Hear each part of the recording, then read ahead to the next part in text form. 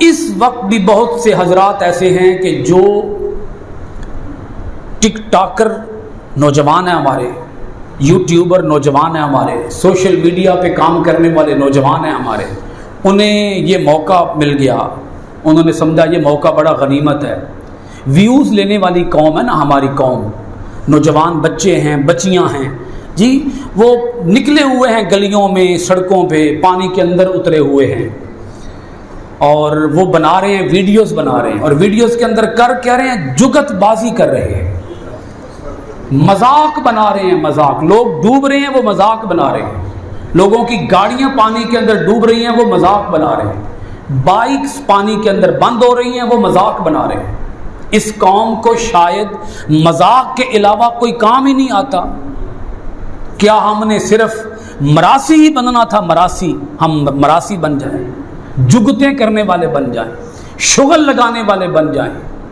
اچھی بات ہے، خوش رہنا چاہیے، لیکن خوش رہنے کا ہرگز یہ مطلب نہیں ہے کہ ہم وہ پانی جو ہمیں سمجھانے کے لیے آیا ہوا ہے، اس پانی سے بجائے ہدایت قبول کرنے کے اور خیر اور نیکی کی طرف آنے کے، ہم اسی پانی کے ساتھ الٹا مذاق کرنا شروع کر دیں، کھیل کود کرنا شروع کر دیں، ہنسی مذاق شروع کر دیں۔ لوگوں کی دکانیں ڈوب رہی ہیں اور ان کو مذاق کی سوجی ہوئی ہے، تو خدا را مذاق نہ بنائیں۔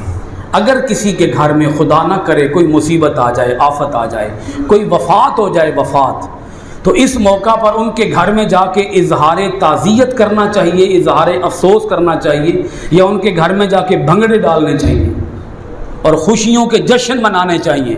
واہ جی واہ، مبارک ہے جی، تواڈے گھر سیلاب دا پانی آ گیا، استغفر اللہ الیاذ باللہ۔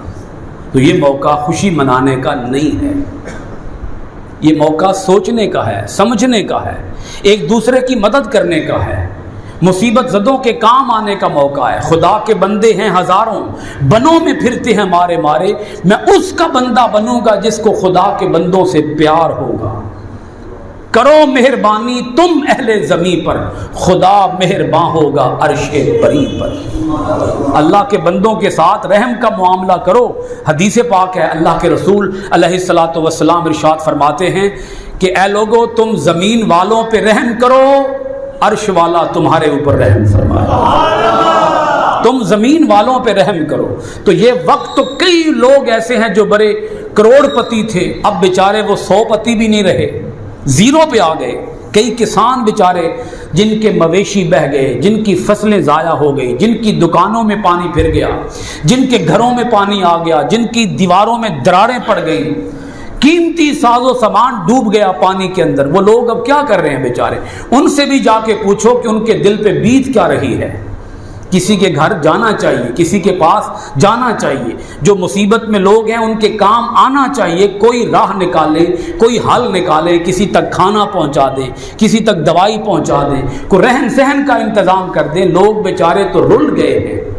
جب لوگ رل گئے ہیں اور شدید تکالیف اور مصائب کے عالم میں ہیں، تو ان کا مذاق کرنا بنتا ہے یا ان کی مدد کرنا بنتا ہے؟ جی، مدد کرنا بنتا ہے۔